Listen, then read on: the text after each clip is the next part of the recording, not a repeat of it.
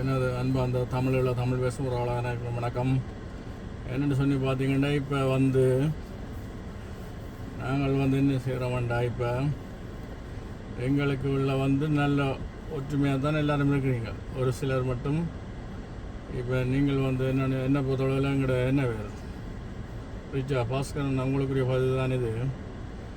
என்னென்னு சொன்னால், நீங்கள் இங்கே வெளிநாடுகளில் அந்த லைக்கா மொபைல் லிபரா மொபைல் காட்டுகள் தான் பணக்காரனாக வந்தீங்க, அதை நாங்கள் ஏற்றுக்கொள்கிறோம்.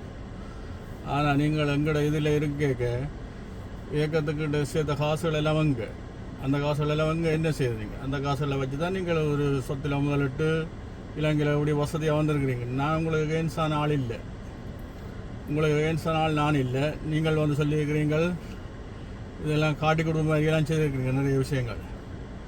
ஐபிஎஸ் தமிழ் உங்களுக்கு எடுத்து தந்தது பராபிரா வாண்டெல்லாம் சொல்லிக் கொடுங்க. உங்களுக்கும் கருணாக்கும் என்ன வித்தியாசம்? அப்படியெல்லாம் கதைக்கக்கூடாதுண்ணா.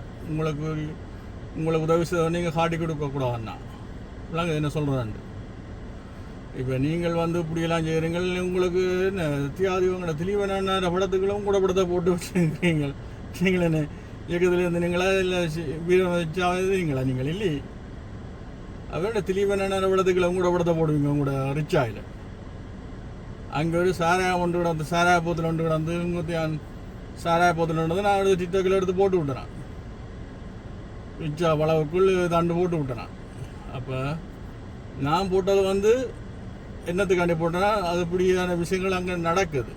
நீங்கள் எங்களோட இந்த முள்ளிவாய்க்கால் அதை கட்டி போட்டு அதுக்கு பக்கத்துலேயே கூத்தாறு இடம் மாதிரி ஒரு கோபுரம் ஒரு மண்டபம் கட்டியிருக்கிறீங்க. அதான் படி பார்த்தேன் நான் இல்லை உங்களோட இடத்த அப்போ உங்களுக்கு இவ்வளோ அதிகாரம் தந்துதார். திலீபன் படத்துக்குள்ள லெப்டினன்ட் திலீபன் படத்துக்குள்ள உங்களோட படத்தை போடுறதுக்குரிய அதிகாரம் யார் உங்களுக்கு தந்தது? அது என்னுடைய கேள்வி.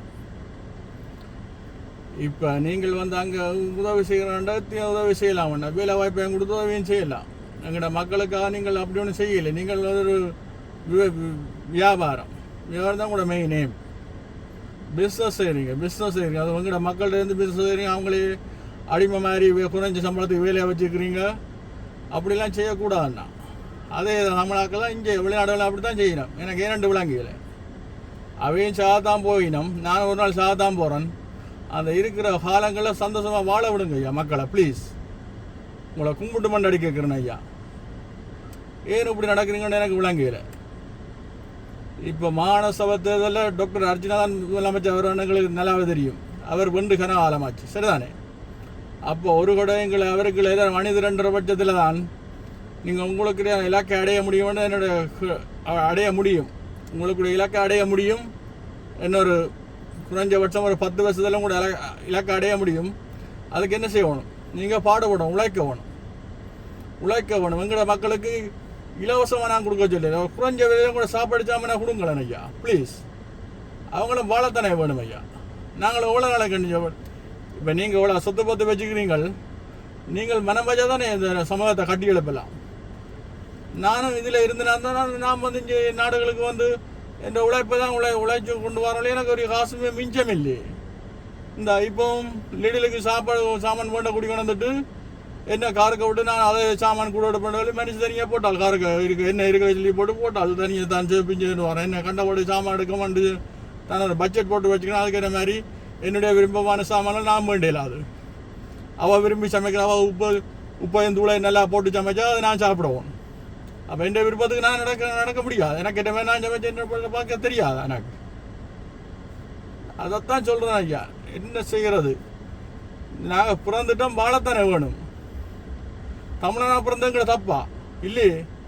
ஏனெல்லாம் தமிழ் மக்களும் ஒரே இதுலேயே நிற்கிறீங்க. எனக்கு விளங்கல ஏனண்டு. உங்களுக்குரிய உதவிகளை நீங்கள் அடுத்தவனுக்கு செய்து அவனை சந்தோஷப்படுத்தி அவனுக்கு ஒரு குடும்பம் இருக்கு, அவனுக்கு ஒரு வாழ்க்கை இருக்குன்னு சொல்லி மக்கள் சிந்திக்கிறீங்கள் இல்லை. ஆனால் அவனான சண்டைக்கு வாரீங்க எல்லாரும். அதான் ஏனண்டு விளங்கல எனக்கு. அரசியலில் எல்லாரையும் சாக்கடையில் தான் அரசியல். சாக்கடைன்னு தான் சொல்கிறவர்.